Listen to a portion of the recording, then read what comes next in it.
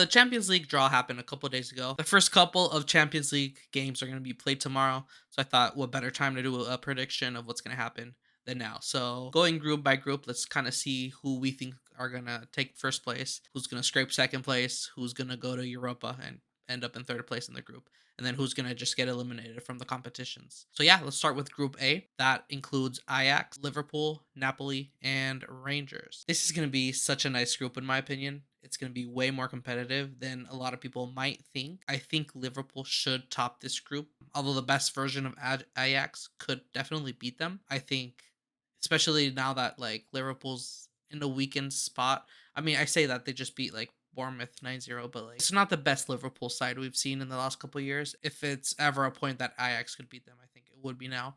But I still think Liverpool's going to end up in the top. Ajax to me will take second place. Napoli will end up in the Europa and end up in third place, and that will leave Rangers out of European competition. I kind of hope they do good because it's been so long since two Scottish teams have in the Champions League. So I'm rooting for both of them, to be honest. Moving on to Group B, we have Porto, Atletico Madrid, Bayern Leverkusen, and Club Brugge. This is a little tougher. I think first off that Atletico Madrid should top this group.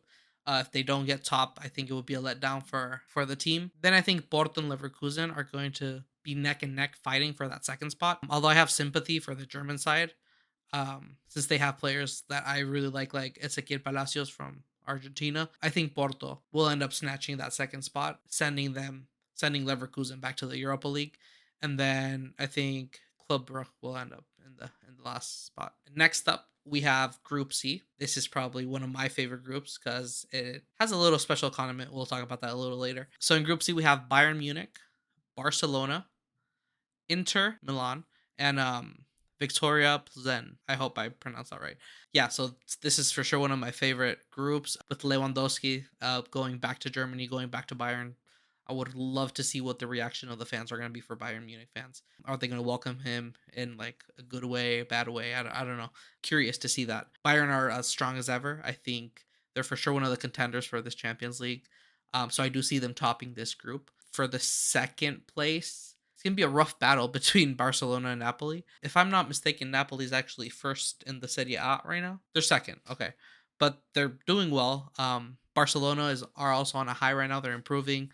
They have all these new players that they've bought this last summer transfer. We all know what happened in this transfer market with the likes of Lewandowski, Rafinha, Dembele, Pedri, Gunda. There's like it keeps going on. Can they improve after their last failure in the Champions League? Um, I think so. I think Barcelona is going to take second spot there, and then Napoli is going to get third, going to Europa, and then I'm sorry, but the Victoria team, they have no chance. I feel bad that they got that group. It's to me that's the group of death. So yeah, I'm a little concerned about Lautaro Martinez considering we're going into the World Cup by the time this finishes. But besides that, yeah, I think that's pretty straightforward. Okay, Group D. So to me, Group D is probably one of the harder groups to predict. I could see Tottenham losing points away to the Germans or to Sporting, but I still believe that they will take the first spot. Then I think Frankfurt comes from a great run in the Europa League. They won it. They won the entire thing with like very great performance from like Borré and now they have Alario. Both of them are formerly River Plate players, so I have a little sympathy for that team, a little like extra bias because of that. But yeah, I do think Tottenham's gonna get first. I think Frankfurt's gonna get second. I then think Sporting's gonna get third. I think Sporting and Frankfurt is gonna be a pretty tight matchup to see who gets second and third. But I think yeah, Sporting's gonna go to Europa League and then Olympique Marseille, like as if they're a bad team. No, not at all. But I think they're unfortunately gonna be last in that one. Moving on, Group E. We have Milan, Chelsea, RB Salzburg, and then Dynamo Zagreb. This group really has one very interesting matchup, which was going to be Milan and Chelsea. I look forward to seeing those games. Who played? I feel like Giroud and Tomori played in both. They're going back to Stamford Bridge, I believe. I'll probably predict the same thing as many. Chelsea probably first. Milan's going to go second. Salzburg third, and Dynamo last. My question is Ibra back yet? Is he going to be playing? I believe he's still injured. but it's gonna be good to see him. Probably one of the last Champions League he's gonna play, considering he's up there on it in his age, right? I also hope to see good performances from Christian Pulisic. We're coming right into that World Cup, and I'm rooting for the US. So hopefully he's in top form for this Champions League and World Cup. Moving on, Group F, probably one of the straightforward groups in my opinion. We have Real Madrid, RB Leipzig, Shakhtar, and then Celtic. Again, love to see another Scottish team in there. When was the last time two Scottish teams were in the Champions League? I don't know. Who knows? Maybe we'll get a Celtic Rangers game. That'll be for sure very interesting. But no, I think Real Madrid's going to take the first spot for this. If I had to guess, I'd say Leipzig's going to go second. And then I'm debating a little bit between Shakhtar and Celtic, who's going to go third and fourth. But I think Celtic's going to go to Europa, and then Shakhtar's going to get eliminated from all of the competitions. So yeah, that's it for that one. For Group G, this is another group I'm very excited for. Every single team in this group, there's something I like about their team, about their club, about their fans. This is going to be very interesting. I think Man City should get first in this group since they have such an amazing squad, and now they bought these players like Holland and Julian Alvarez. Like it just keeps on growing. I love that Holland is going to play against his old team, Borussia Dortmund. That's going to be interesting to see what happens there. Again, there's something I like about each team here. Starting with Man City, not only do they play excellent, they now have Julian Alvarez, as I said previously. They did so well. He did so well for River Plate. Ever since I've been watching football, he's one of the talents I've seen come out from River Plate that I've been the proudest to see him growing so much. So that's going to be interesting to see how he does in the Champions League. Then we have Sevilla, who has a lot of Argentine players. They have Montiel, Lamela, Papu Gomez, Acuna. It's like a mini Argentina. So obviously, I wish they do well. Borussia Dortmund, I like the jersey, obviously, the badge, the colors, the fans, the stadium, everything about Dortmund. I just like them.